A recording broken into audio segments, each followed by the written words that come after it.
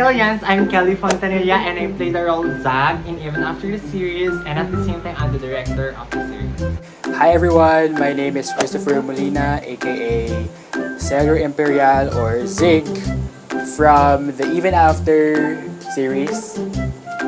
Hi, I'm Lennox Quinola and I play the role Zirgo Ocampo in the series Even After. Hello guys, I am Abel Barrientos aka Pink Reyes from the Even After the series. So I'm Princess Pimentel and I play as Zebbie on the Even After series. I'm Cassandra De Leon and I'm the mother of Zig.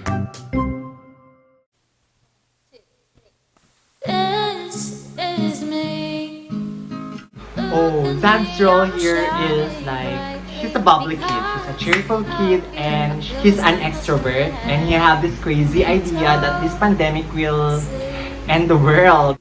Obviously, Zig's character there is a maldito, a bad boy type, and sort of an introvert wallflower, and then he transitioned into a lively being and a good friend to everyone, especially to Zag, which of course is with the help of his lover, Zag. Zag ng iyong mundo. Zag ng iyong mundo. Well, about my role, it's, you know what, it was named Zirgo Ocampo. Well, I wasn't really aware of the Ocampo surname, but it was seen in episode 5, wherein in my social media account, it was appeared as Zirgo Ocampo. So I was like, yeah, that would be my surname. As you can see, it's a third party dun sa series. And I hope na kinaiinisan yung role. Kasi I wanted to be more kinaiinisan yung role ni Zirgo kasi mas effective. Pero I hope na hindi nyo kinainisan ako as a person. Sana i-continue pa natin i-support si Zirgo at the end of the episode. Tingnan natin kung ano nga ba yung mangyayari kay Zirgo. Sabi ko lang sa role ko is maganda siya, tularan niyo siya kasi supportive siyang friends ha. Nandun siya lagi para sumuport kay Zag. My role as Zebbie was absolutely really fun and amazing, and also thrilling. Thrilling kasi she's really different from me. So I had fun filming my scenes, and also at the same time I was thrilled. Bakit? Hindi naman siguro magagalit boyfriend mo, diba? Kasi yun nga, the attitude, everything, it's just really different.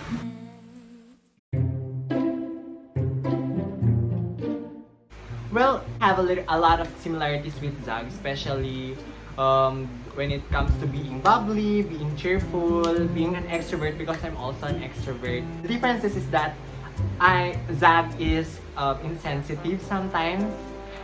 In real life, I'm a little bit sensitive when it comes to other people's feelings. Like, I know when someone is being irritated, and I know if someone is being annoyed by me.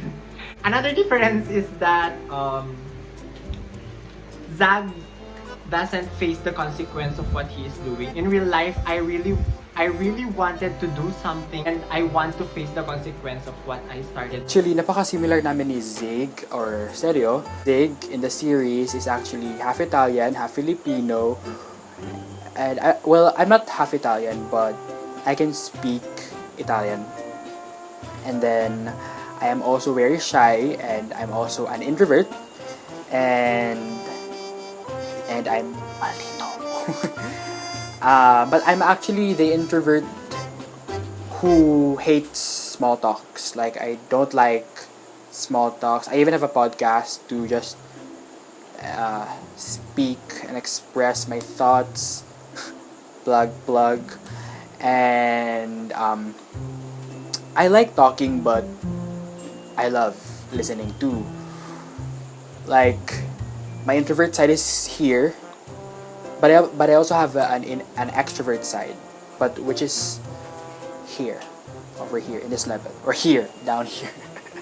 Well, as you can see, si Zirgo, he's so passionate in what he's doing, and parang ginagawa niya yung lahat ng kaya niya gawin para makuha niya yung gusto niya. And he's so arrogant, he's so parang notorious, and he's so parang rude in the sense na he's a third party sa Zig and Zag role. Pero in real life, hindi po ako talaga third party. I really support all the people who are in a relationship, and I give them some pieces of advice, especially kapag may mga problems sila, and of course, how to be stronger in their relationships together. And here's one thing, a lot of people are also asking me kung nandito nga ba kung nandun nga ba talaga ako sa Canada, because the setting in the role is I'm in Canada. Well, to be honest po, I'm here in the Philippines. To be specific, dito po ako sa Ilocos. Well, I'm just trying to have a Canada setting out of here because I was so inspired with my uncle kasi he's living also in Canada. And of course, parang syempre, parang yun yung something na difference namin ni Zirgo and in my character. Nandito talaga ako sa Philippines and Zirgo is in Canada. And of course, nakukuha ko rin lahat ng mga gusto ko, pero in a way na wala akong inaapakan or people would not be hurt. Sa even after is jolly person ako, happy person, maganda. Siyempre sa personal, ganun din ako. Maganda, jolly person, and happy person. Ang differences, parang mas maganda ako sa personal kaysa doon sa may even after. Ayun. Tignan niyo ako sa personal. Ang ganda ko. Charot. Zebbie and I don't really have that much similarity. But Kelly and I are actually this close in real life. Which is, yun din yung nangyari. Which is, yun din yung sa story, diba?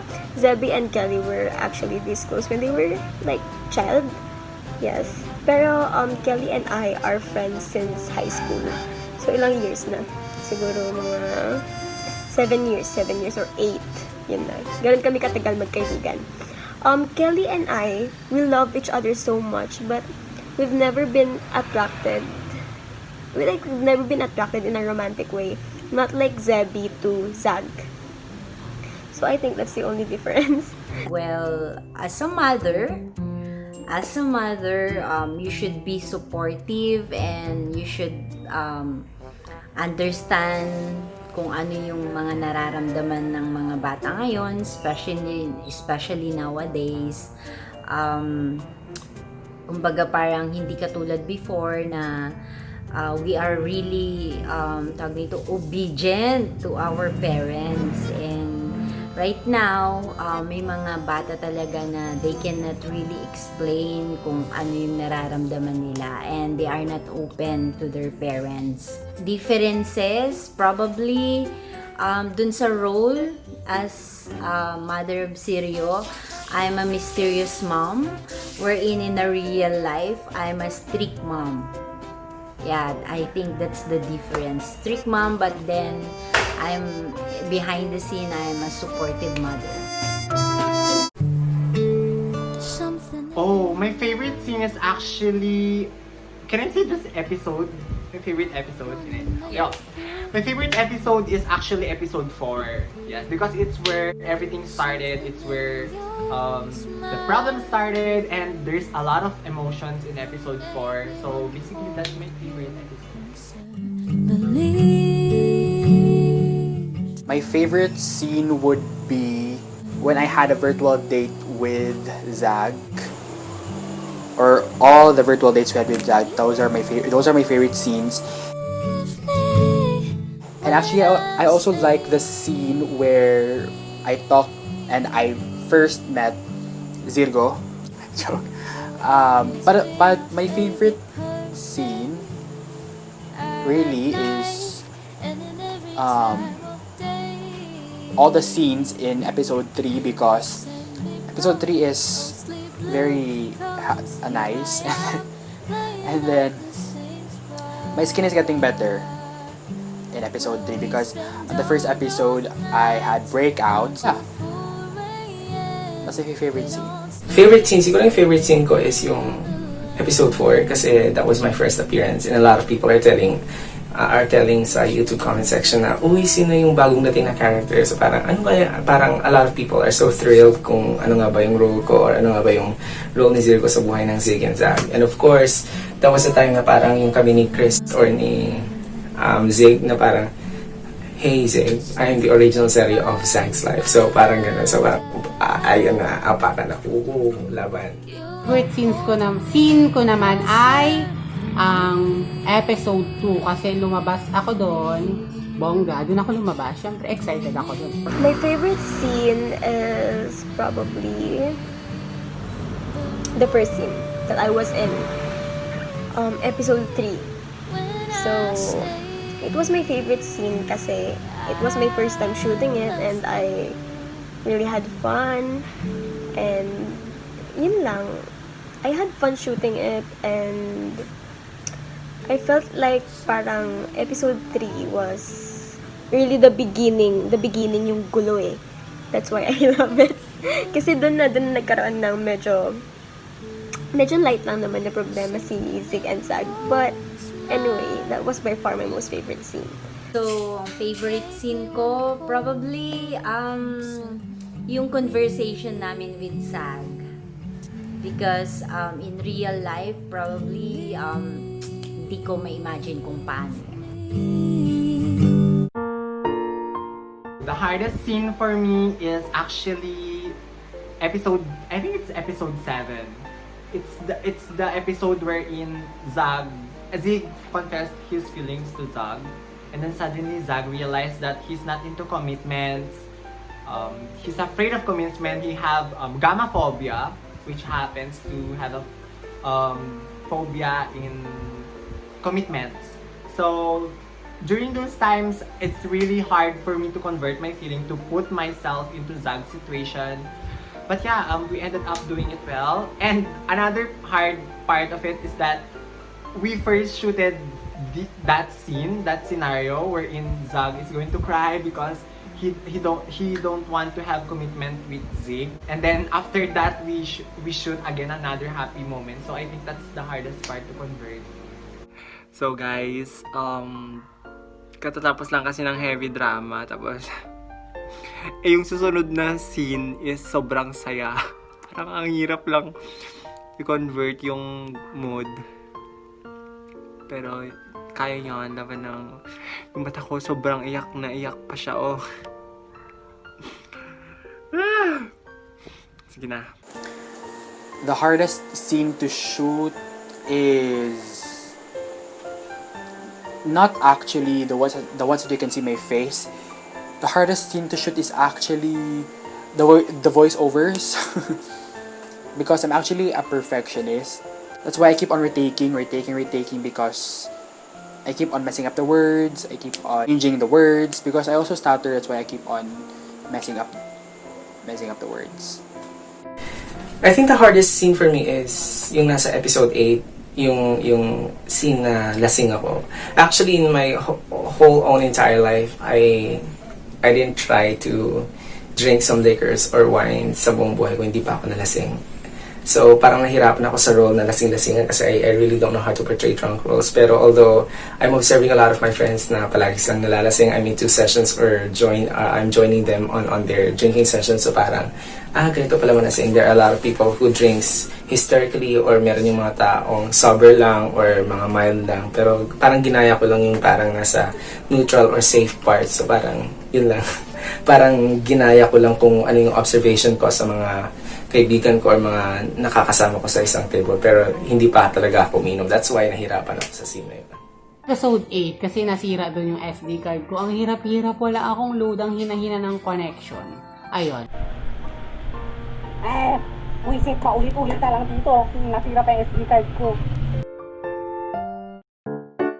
My favorite character in the series is actually Zig. Because I have a total opposite personality with Zig. Zig is a serious type of person. He's smart. I'm not saying that I'm dumb in person, but he's a silent person. And in real life, I want to have that kind of personality because I'm quite talkative sometimes.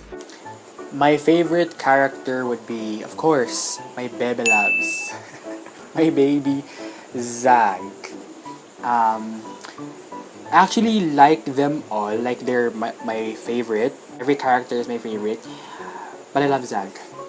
I love Zag so much.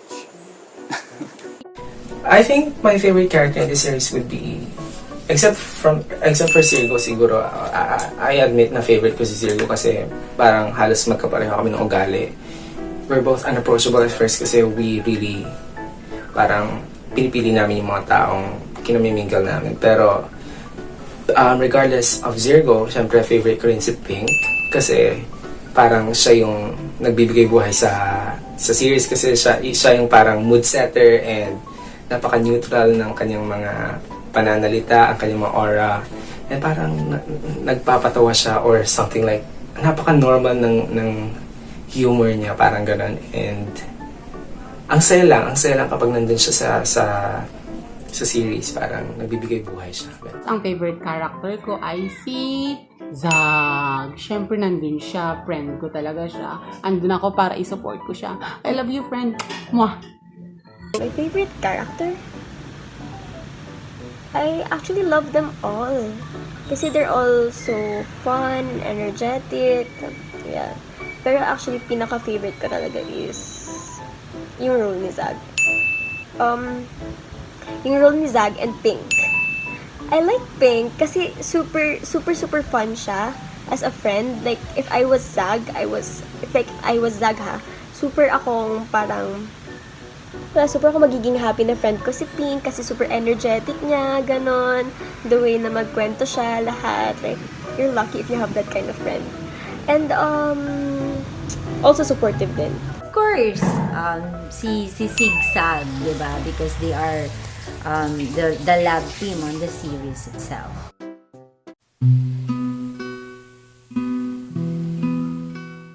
Hi, I'm Bianca Nicole, and I'm the composer of this BL series, Even After.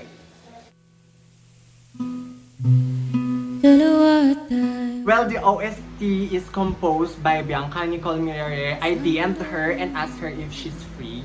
I asked her if she can sing a song because I composed a song. I composed a song entitled Kahit Pagkatapos, which is the Tagalog of Even After. So I asked her to sing that song, and then all of a sudden I realized that she's also a good composer. So I asked her if she's comfortable with her own song, and yeah, she said, sure, I can compose. We gave her 2 weeks to compose, and unexpectedly she gave us 4 songs, 4 OSTs, which are really good, and I'm really honored to work with Bianca.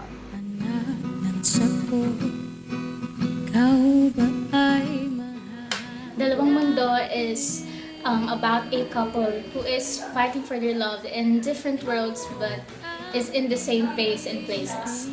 The 2 worlds here is a metaphor. Since they've met virtually, they still manage to connect with love, and that's something that we should do as well.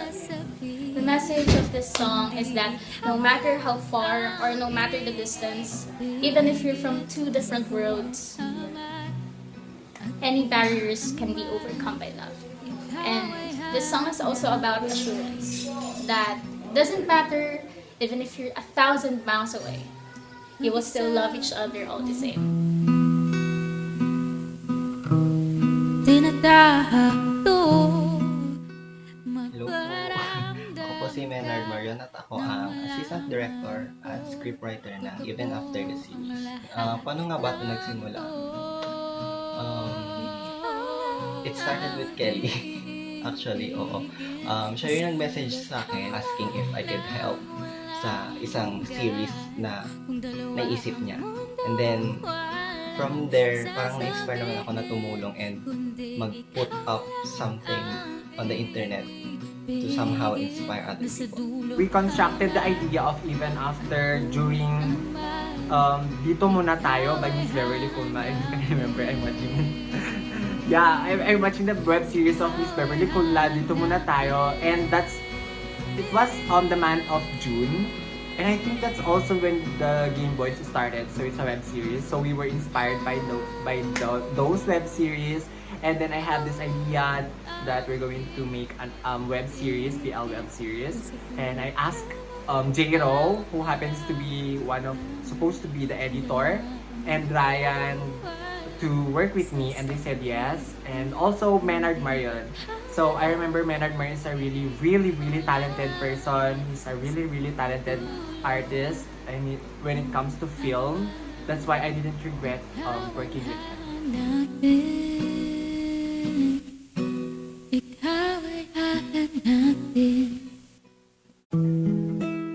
wala talagang konkretong plano kung ano yung flow ng story of the series. But then, everything kind of just went on. Parang, every after shoot, ay ano sa next episode, parang gusto kong ganito mangyari kay Zig, ganito mangyari kay Zag, or sa kanilang dalawa, ganun. Until, probably mga episode 6 or 7 nagkaroon ng kompletong mind or plot hanggang sa episode 10. That is because we're not really that professional when it comes to producing things like this. Yun nga, we're just group of friends na inspired to do something and to put up something on the internet. The star of Even After is actually a person who is like overthinking during this pandemic, who had this crazy idea that the world is going to end because of this pandemic, and seeking for his loved ones through a dating app. He had this problem because everything that he messaged on the dating app is not responding or rejecting him because of being too feminine in his profile picture, which is very relatable for some. And yeah, until he finds Sergio, so there's a lot of problems in there. I don't want to spoil everyone. Well, I said earlier that the inspiration of the series is the Dito Muna Tayo and Dito Lang Muna Tayo by Miss Beverly Kumla. It's also a web series and it's really good. We're actually inspired by a lot of BL series din. Especially mga BL series sa Pilipinas kasi padami na kasi yung mga series sa Pilipinas, and that somehow inspires us to create something din to bring awareness na rin sa mga Filipinos and to contribute and say that love has no boundaries. Well, the series is supposed to be a heavy drama. Every episode should be a heavy drama. We should be crying in every episode.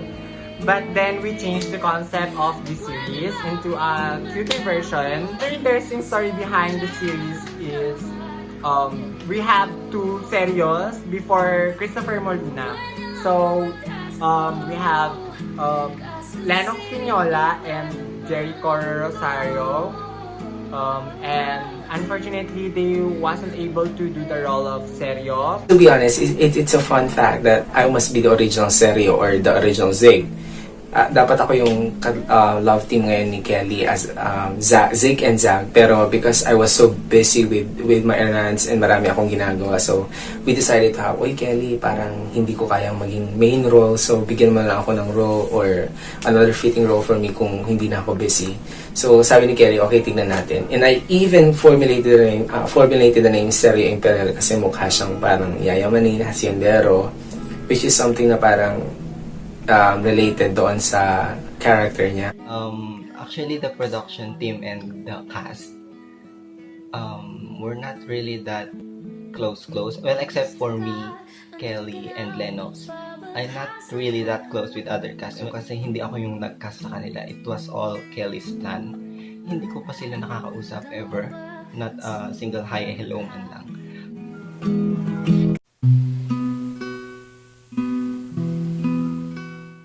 Want to be specific on my message, but I would like to thank all the cast and all the production team, especially Kristoffer Molina, Abel Barrientos, Princess Pimentel, Lennox Quinola, Tita Claire, and Menard Marion, Bianca Miller for making our OST, and of course HENRIETTE BODAÑO for being supportive. So my message to the cast, I'm very thankful kasi you are all part of this series. Siyempre, to our director and scriptwriter and to the crew, maraming salamat kasi I've also included on this series. And I had a little exposure and some sort of parang skills na rin to develop in my acting and speaking, tsaka building emotions na rin. And of course, although pandemic ngayon, meron tayong ginagawang parang distractions sa sarili natin. So I would just like to take this time to tell Kelly that, girl, you deserve all the blessings that you're receiving right now. And I love you very much, sis. And I want you to continue what you have started. I want you to continue creating more vlogs, more series, ganon. Unang-una sa lahat, maraming salamat po sa nanonood ng series na ito. And sana patuloy po kayong sumuporta sa amin at sa mga cast, ano man yung mga future projects kung meron man. Wala na akong masabi kundi maraming salamat po talaga sa pagsuporta. Unang-una sa lahat, natutunan ko na mahirap talagang mag-put up ng isang series na kayo-kayo lang. I mean, wala kayong malaking budget, hindi kayo professional enough to do stuff, and lalo na ngayon na may pandemic, and yun yung naging isang challenge talaga sa amin, is that hindi kami magkita-kita, makapag-meet ng face-to-face, hindi kami makapag-discuss ng maayos. Back then, yung way lang talaga namin is chat-chat lang, si Kelly tumatawag minsan, video call, ganon. Kaya ayun, sa buong team ng Even After the Series at sa mga nanonood, maraming salamat po. At sana safe tayo palagi. Stay at home and stay safe. Please watch the finale episode of Even After the Happy Ever After on Saturday, 5 p.m. Philippine Standard Time on Kelly Fontanilla's channel. And don't forget to subscribe. Kay Elias, I hope you'll still be supporting Kelly even after this series will end. So, yun lang. I'd just like to thank everyone who supported me as Zebbie. So it was really overwhelming, and I'm really happy about it. I never regret. I never regret filming for this role. It was really fun. I hope na parang pag hindi na kami busy sa studies namin, I hope Kelly will be able to make another BL series that you guys will surely enjoy. So ayan, please don't forget to watch Happily Even After on Saturday, 5 p.m. on the YouTube channel of Kelly Fontanilla, Sergio Ramos. And of course, don't forget to subscribe and of course, reminisce or watch the full episodes from episode 1 hanggang sa episode 10. So please watch it. Subaybayan niyo kung supportan niyo kami. And of course, I would like to promote my social media accounts on Facebook, Lennox Quinola, on my Twitter at LENNOX, and of course on my Instagram, Lennox, LUNUKSS. Maraming salamat. Please watch the final episode of Even After, the Happily Even After, this Saturday. Diyan lamang po sa channel ni Kelly Fontanilla. And while waiting, you can rewatch the series from episode 1 to 9. Don't forget to subscribe, leave a comment, and press that like button. Maraming salamat po. Bye! Please watch the last episode of Even After, the Happily Even After on Saturday, 5 o'clock p.m. Please do support us kay Elians, and also follow all the cast and all the production team's social media accounts. And please do watch the full episode if you haven't watched the episode yet. Thank you! Bye-bye! Ikaw lang ang iibigin, nasa dulo ka man ng walang hanggan. Kung dalawa ang mundo, walang sasabihin.